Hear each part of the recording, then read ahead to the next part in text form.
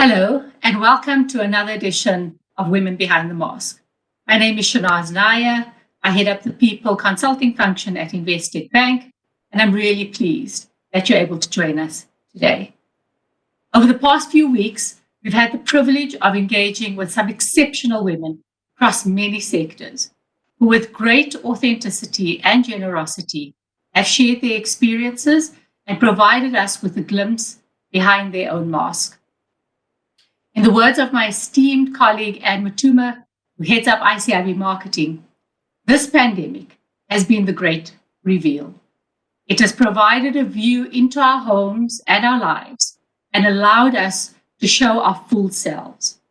For the first time, we have not needed to travel to the gates of work and leave behind parts of ourselves before we enter. Instead, we have come to work with all of our many roles, fully on display.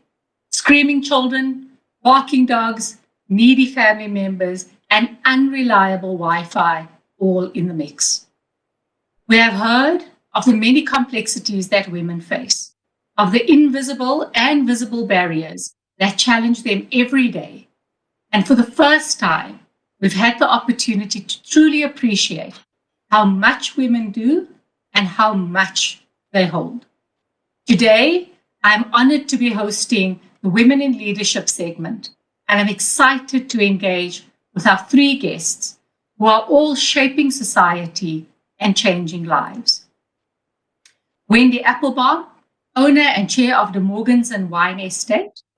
Wendy will also be known to many of you for her diverse business interests, her philanthropic efforts, her role in women empowerment initiatives, and most recently, a focus on social impact investing. She has been a member and taken up leadership on many influential bodies, including the Donald Gordon Foundation, the Harvard University's Women's Leadership Board, Harvard's Global Advisory Council, and the International Women's Forum, to name but a few. Wendy, we are excited to have you with us today and look forward to this conversation with you. Also joining us today is Bongi Kunene, CEO of the Banking Association of South Africa. Some will have known Bongi as group head for the public sector at Standard Bank. Some will know her as an economist, as a development finance specialist, a practitioner in economic regulation, a researcher, a policymaker, and a member of the South African presidential team that worked on a response to the global financial crisis in 2008. And then there are others who will know Bongi as a mentor, as an incredible leader, and as a mother of 8 kids. Bongi, we look forward to hearing your story and learning from your many experiences through these very turbulent times. And then we have my dear colleague Marley van der Walt, Chief Financial Officer and part of the executive team of Investec Bank South Africa. Marley has always been passionate about women empowerment and has spearheaded many internal initiatives that have served to showcase the incredible talent that exists all over Investec. To start the conversation, I think it's worth hearing from each of you ladies. And if I could start with you, please, Bongi. When we chatted last week, I was struck by your comment. My stakeholders are my family. In these difficult times, I am constantly looking to find a way to fully enable myself and my family. When you took up this role as chairperson of BASA, it unfortunately coincided with COVID-19 and the lockdown in South Africa. We'd love to hear from you. What has the last 5 months been like for you? What have you learned? What can you share with us? Shanaz, I started at BASA. I was supposed to have a handover period, and the previous MD was going to go on and become the CEO of another entity.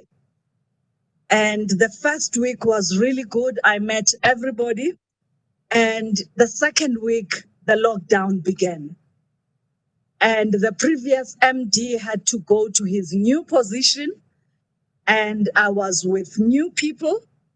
and we had to change the mode of working and generally work from home.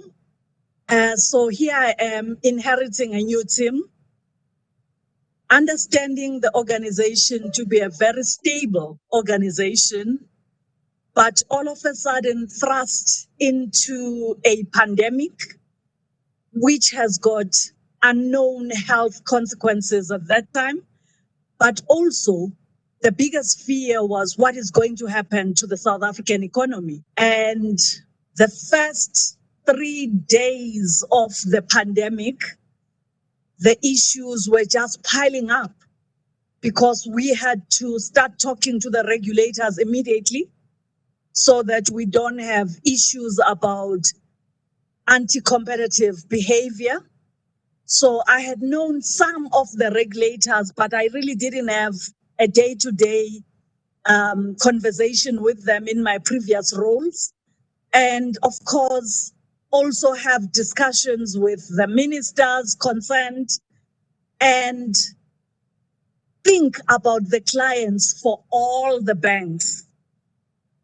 How do you create operational risk mechanisms that can be implemented seamlessly in the interface between the banks and clients, and just sitting through a lot of detail.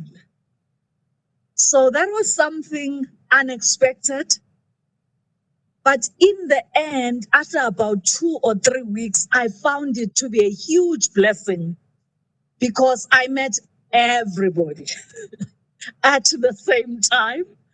And I didn't have room to be something I'm not.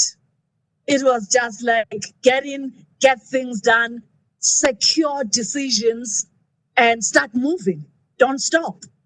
If you stop, maybe you're going to collapse. And if you thought that there was going to be a transition period, this is it. You've transitioned.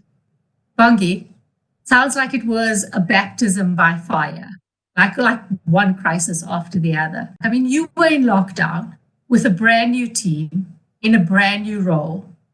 And like many of us on this call, you were needing to navigate that remotely with many other challenges facing you. Give us some insights into what you were busy working with there.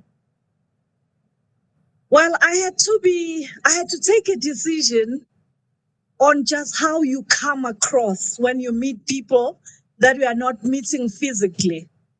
So you don't have the body language and other cues that you always create an impression. So I had to take a decision that those impressions don't matter. First thing, on the internal side, getting to know people in a very compressed environment like that meant that probably I've shared more of me than what is normal in my past roles, because I really need to be understood, and that must happen fast. And that sharing is constant, ongoing, and if it is a little bit uncomfortable for some people, it just has to continue because I don't have screens to sort of say, I will wait until you understand me a little bit better. I don't have that time, unfortunately. So it's been the unvarnished, authentic stuff that just comes out first. If it doesn't sound polished, I'm not bothered by that veneer that it doesn't sound polished. So it's come out in a sense of also even the way I talk. I could try harder to sound a bit more sophisticated, but I don't have the time. I have to say what I mean the first time. I mean, it's incredible. So many of us work with masks. You come in and at the boardroom, you worry about airs and graces and being politically correct. And I'm hearing you say that when there's a crisis and a new team, it's all hands on deck and you come with your authentic self. And people get behind it or don't. And you work with what you've got. I'll cite one meeting in particular. I live with a grandchild, and he fell in the shower, and I had to take him to a hospital, but then they had changed the protocols, and we needed to have the COVID test done. But I had a very important meeting. So I was outside at Lancet having this meeting in the car, and my real stakeholder was very unhappy in the back seat. And the noises coming from the stakeholder were the noises that you don't really want people at work to hear. And having this professional conversation while I had to extend the hand, and eventually I just picked him out of the baby chair and did the na-na-na thing. Shoo, shoo, shoo, na-na-na. It's going to be all right. And on the other side, I'm talking about prudential regulation. And the conversation is about real good ratios, the PVAs, the market risk multiplier, and it's all going on together. The shoo, shoo, shoo, and the professional. And I didn't have the distance. The meeting had to happen, and the baby had to be attended to. So that it was. A part of me really wanted to apologize, but I felt if I apologize for a child who is hurt and the noises that the child is making, if I'm not able to tell him, please just shush for a moment, the apology, maybe it's going to be insincere. Just go on with the meeting. And the meeting went really well. Well, thank goodness for that. I think, what you are sharing with us is how sometimes as leaders, you can hide behind your professionalism. People don't have access to the real you. And it's hard for them to connect to you also just being another human with human challenges, another mother, another grandmother faced with the same challenges. And Wendy, maybe if I can bring you into this conversation, yeah? When you and I chatted, you gave me the sense that, what people around you think is important, but you're going to get your view across and you're going to work with what you've got. Are you able to tell us a little bit? What's the last 5 months been like for you? I'm pretty much black and white, a little bit like Marmite. You love me or you hate me, but that's the way it is. And I think it's one of the things that really frees me up. Not really needing to be liked. I really don't care. Being able to speak truth to power and to kind of move on. The last 5 months have been, I think it's been a deep dive. I'm a really sociable person. So to kind of live in a shrunken world, and as much as I adore my husband of nearly 40 years, he was just about the only person I could play with for months. It was bad. And having been a relatively spoiled South African woman, I had to learn all sorts of things from the domestic side of life. So for a while, we had absolutely no help whatsoever. We played musical beds for the first few weeks until the reality of doing the sheets and beds really rolled in. But we did it. There were challenges, but I must say, I think it hasn't been nearly that bad. I think one digs deep and starts to enjoy one's own company and starts to do things that you don't necessarily have time to do during busy periods of time, because it wasn't as busy as it could have been. So it had its moments. I think it simplified life. I think I have, most of the time during lockdown, in fact, all the time, I wore my sneakers. And in fact, I've got into such a bad habit of wearing sneakers. You think I look fancy today, but actually under the table, I'm still wearing my sneakers. So one definitely had more time. There were fewer things that needed to be done. But honestly, the South African wine industry was really hit by devastation, I can tell you. The banning of alcohol, which, for an agricultural food product, was unutterably bizarre.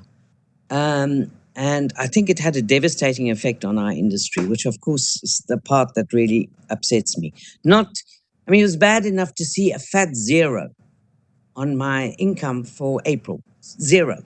There's a financial, a CFO there sitting. It is really tough. But let me tell you, it was a lot tougher for the workers.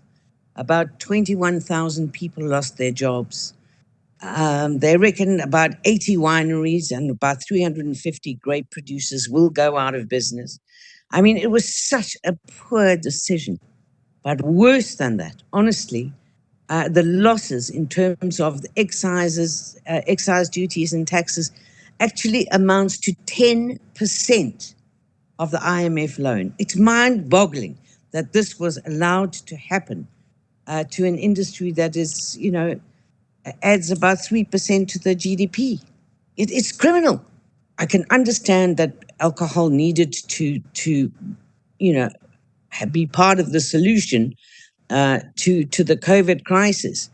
But when Nkosazana actually irrationally banned exports, the mind boggles. I can tell you, it absolutely boggles. And to see what happened to how the fiscus is going to battle through that was unbelievable. And then there was the challenge, of funding. And then, that's wearing not my commercial hat, but my philanthropic hat. And seeing people starving in the country and businesses going under. And I can tell you that I needed that extra time that we had really to just put my head down and work and try and make a difference. I imagine, and what you're raising for us is the devastation economically that so many families are facing, Wendy. And when I think about your industry and many of the businesses that you're involved in, so many young entrepreneurs trying to get a kickstart in life, this has probably set them back significantly. And a significant part of those entrepreneurs will be women. Trying to make a living, build a business, absolutely forward for herself, her family. There's no doubt in my mind. I listen. I think I don't think that women entrepreneurs have been any worse affected than men. I actually think the working population of women has been far more devastated than the entrepreneurs. Entrepreneurs are pretty much in control of their own businesses, and by virtue of them being entrepreneurs, they probably have a little more business sense or whatever the case may be. The people that I feel very, very sorry for are people who have, lost their jobs and lost any access to income. And that really was worse. And one wonders, I think it was a very difficult time for everybody in the world. This was uncharted waters. People didn't really understand the whole thing. But it's in the end we will be able to look back. Unfortunately, we couldn't look forward because there was no history to teach us how to deal with this. And I think some people overreacted and other people underreacted, and whatever the case is, it's going to have a devastating effect on the world economy. Marley, Wendy raises an important point, which is some of the most vulnerable people have been those that are employed, who depend on a monthly income or a weekly income to support their families and their extended family members. You're the CFO of a bank, and you help our executives think about costs and income and how we manage that. What are some of the things that you've been grappling with as a member of that executive team? And what can you share with us about what you've learned over the past 5 months, Marley? Yeah, so I think for us in financial services, it was quite a tough period. It was lots of hard work. if I just look at, at Investec in particular, our finance teams are very busy in Jan, Feb, and March and April. We've got a March year end, in Jan, Feb, we do budgets and 3-year plans, and prepare for the year end. And all of a sudden in March, we started all over again, so all the preparation we did for year end was out the window, and we had to restart. With all of that, we had to do an audit online. And then as soon as the audit was done, we had to start the whole planning process from scratch, because none of the plans we came up with in Jan and Feb was relevant anymore. We had to start from scratch. But whilst we were doing the year end, we did many scenarios, what is revenue going to look like? And we literally had to look in the crystal ball and see how this is going to impact us, and the economy was basically on a shutdown. We originally thought it was going to be the 3 weeks and we'll recover, but we also did some longer scenarios if the shutdown takes longer. But obviously for our clients, we saw activity drop off, because even though some of our clients could still be active, they needed other services that was not operational. So for instance, we can do, some of our clients want to buy houses, but they can't register any bonds, so we can't do the deals, so definitely we saw a lot of our clients impacted, and that obviously had a knock-on impact on in terms of our revenue. For us as an executive team, I think we said we will try and cut as much as possible in terms of our expenditure, look at discretionary spend. COVID also did us some favors, because people couldn't travel. So automatically some of your spend was low and you didn't have to make a decision around it. So that was good. But we said we really want to protect our people. We really, during this time, this is the last thing we want to do, is we'd rather look at variable remuneration and things like that, but try and save jobs as much as possible, and we had a tough time, like I said, in terms of finance. We worked long hours, for some of my team, they couldn't even get to grips with whether we were in lockdown or not in lockdown, or whether there was online schooling or not online schooling. There was just no time to think about those things. You just had to go with the flow, in the moment. Everything became intertwined. And, when you look out there, you're actually happy that you could work that hard, because you'd rather be in that situation where you actually have to work around the clock than actually not having to go to a job, So it's really, some of the things that you think is sort of a bit of a burden is actually a blessing, during this time. And I think, like I said, from a business perspective, you are trying to really protect your people as much as possible, because you have to look forward, and hope that you'll come through this and try and save in other ways, to be able to protect your people. I'm keen to get a sense from the three of you. What have you learned about yourself and your leadership style?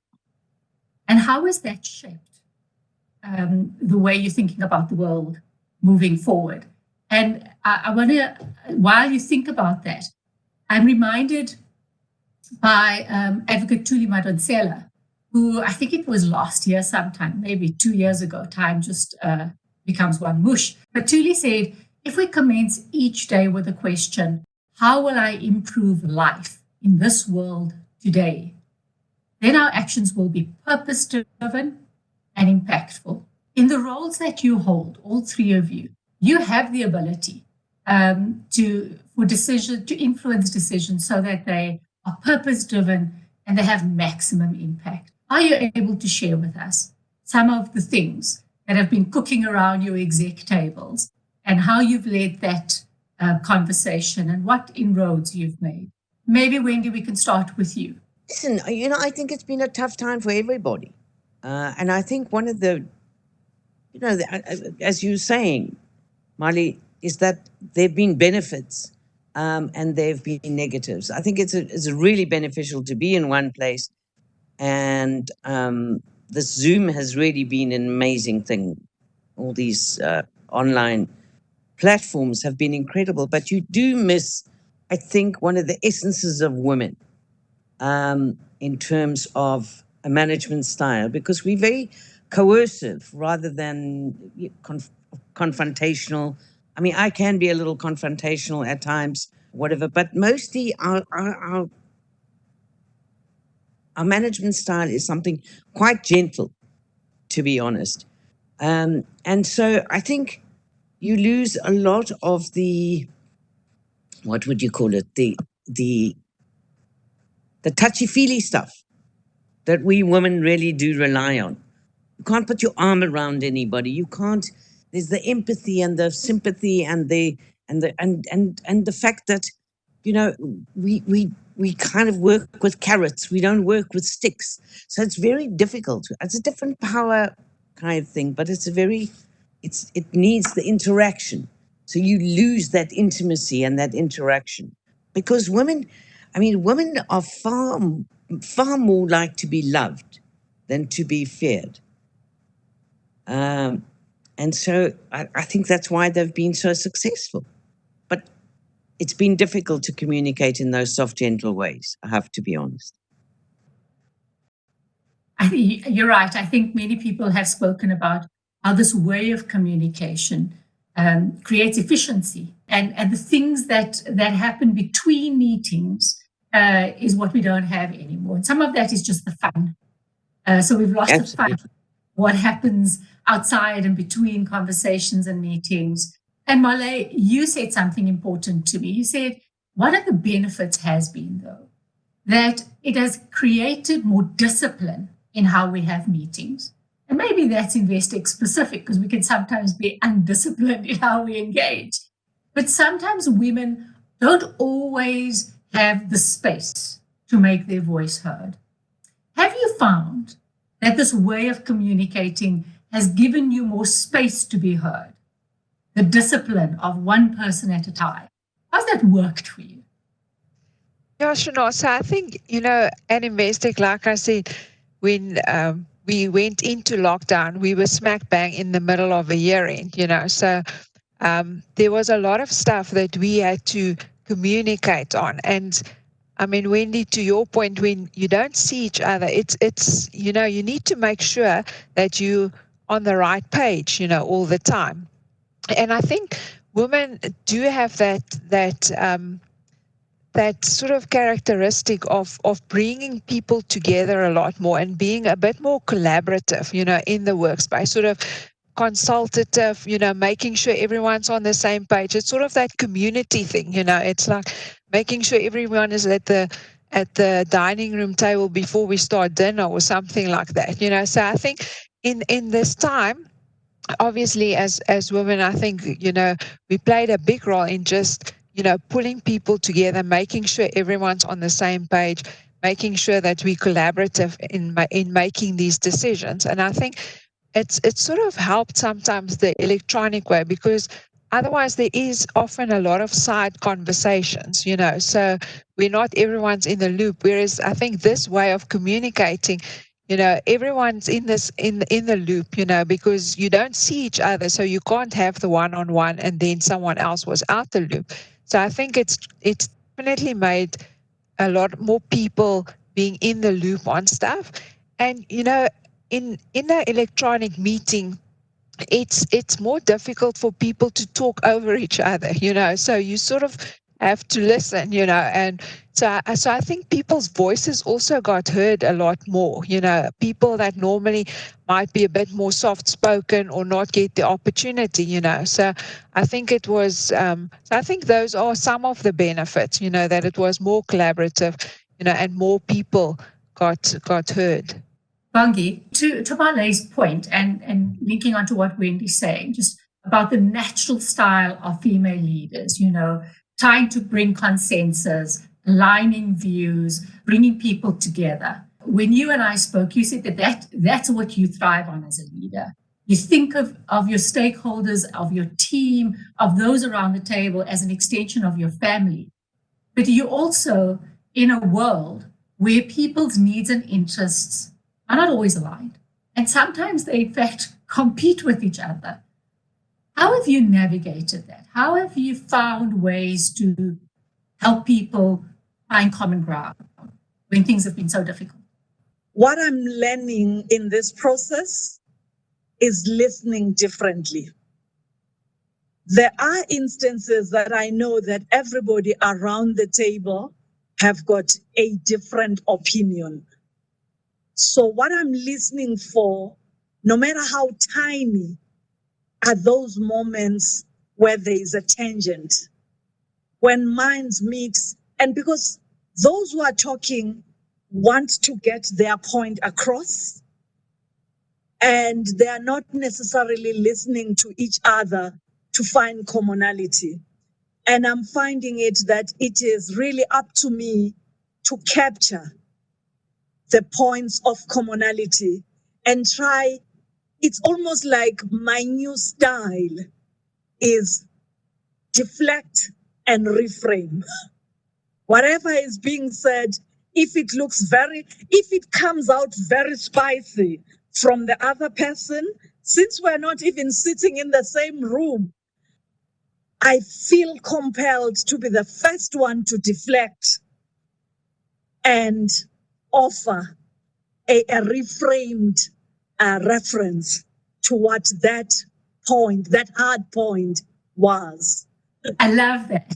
You know, you've learned to listen differently. And I think you're right. When all the other senses are not in use, the ones that are available, you use them differently. So that's a lovely perler. We're gonna tag that one and name it Bongi's advice of the day. And Wendy, I mean, I'd love to just come to you. You know, you've often been somebody who's been happy to be controversial and happy to challenge. What are some of the things that you've learned that you've needed to really hone differently now that you can share with us? How's your leadership changed and morphed in this time? In terms of leadership, you know, that is something, I'm a social activist. That's the part of my life that I love the most. You know, I fight. I love fighting, but I just refuse to fight with the people I love. But a good fight is something that really turns me on because I fight for good and I fight for what is wrong. And I fight, more importantly, for people who have no voice and access to fairness and justice. It drives me apoplectic. And so, quite honestly, you know, and in South Africa, we have one of the highest Gini coefficients in the world. And there are so many people that just have no access to justice. So during this lockdown, I did pick another fight, unfortunately. You know, even my husband thinks I'm completely mad, but I do have this boundless energy. And I took on Facebook. I took on Facebook and Instagram on behalf of a child. And because they just don't have any responsibility and duty of care to children. So I couldn't let this moment pass. And as I say, I can't tell you what the outcome was. But I think if you see that this responsibility that they are beginning to take in the world is definitely taking a grip. I mean, I find somebody like Sheryl Sandberg, who writes passionate book about leaning in, is probably one of the women on the planet who leans out more than any other woman. How she does not respond as a woman absolutely confounds me. That good and with a moral compass, which is what we bring to the table, and we bring it with generosity. And I tell you, boards that don't include women, who are kind of stabilizing and balancing of those values in life, just aren't really thinking about the future, because that is where the future is going to lie. And in fact, it kind of brings me as well to the country, which is being led by, you know, we've had a great advantage in South Africa, and Nelson Mandela was really to be commended in giving 50% of his parliament to women. And what started off really, honestly, was a was it kind of a dream. And if you look 20 years later, it is still part of that incredible legacy that he has left behind. What he has left behind, though, is women who refuse to lead like women. So many of our parliamentarians have chosen to take on some of the really bad characteristics of men. Okay, the greed and the abuse of power. It's really a most tragic and sad situation.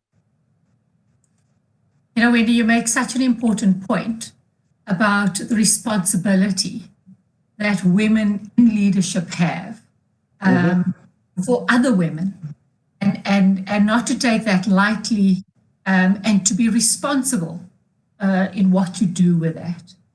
And your point is well made. I know that you mentor many women.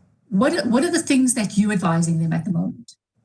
Listen, I'm quite a tough mentor, make no mistake.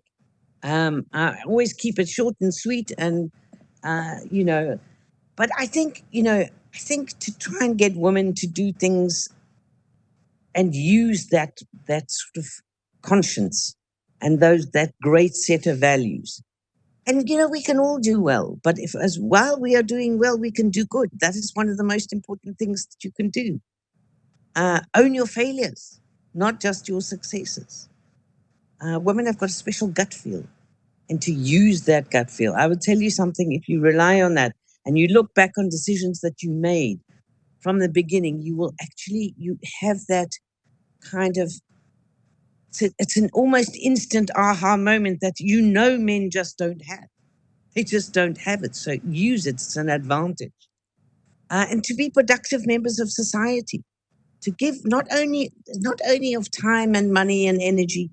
I mean, I think we are all obliged to try and bring women on behind us. It's the pull her up syndrome rather than the push her down. Bongi, you also shared with me how you are an avid mentor and how you really enjoy investing in young people and really helping them navigate their careers in a way that is meaningful and adds value. What would your advice be to people as they navigate the next few months? It comes in different forms. My interaction in a mentoring scenario always follows what the mentee is looking for. Sometimes I think that I've agreed to mentor a person, and it comes out that all that they were looking for is the how-to. So we end up having conversations of, in a situation like this, how do I navigate this? And sometimes it's very, very small things. And it's about owning your journey. And that's usually my standard advice. There is no one who makes your career, you make it yourself. And there's no one who's going to give you the next step. You should always be ready. When the opportunity happens, you step into it. I love that. There are no shortcuts. Do the hard work. There aren't. Yourself. Yeah. I don't know where they work, and I'm sure there are places where they work. But in my career journey, there hasn't been any, and I cannot package that as the solution because I just don't know them. Thank you, Bongi. Marley, as we wrap up this conversation, I'd love to hear from you. For the people who are logging into this and who want to hear from you, what is the advice that you want to provide? What is the wisdom you want to share? So I think from my side, Shanaz, is just, I think we as women need to support each other. Some of us that started, we know what our younger colleagues are going through. So we need to be there. We need to support them. I think for more established women, we need to support each other. We need to use each other as sounding boards. That's very, very important that we form out our own tribe and that we really support each other. I think that's very, very important. And then for younger women, back yourself, but it must come from a place of hard work and knowledge, so you need to do the work. You need to make sure that you know your facts, and then you need to back yourself, and if you have a seat at the table, you need to speak up, not just in terms of the role that you've got, but also for minority groups that don't have a seat at the table. It is your responsibility to speak up, because there are only a few people there. So you need to make sure that you raise the awareness and that you open the doors for other people. I saw something the other day. When will we stop talking about gender issues?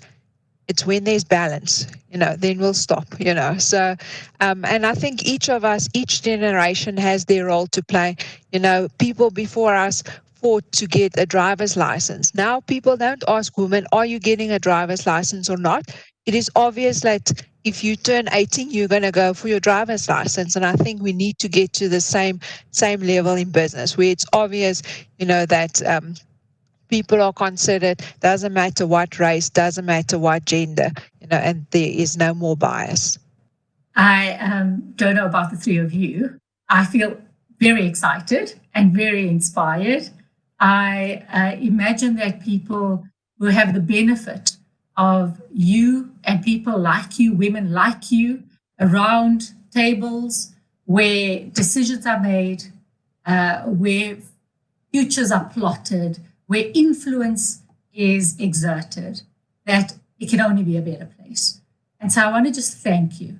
I want to thank you for all that you bring, for all that you are, and for all that you continue to give to those around you, those in your shadow, those in your light, and those in your family.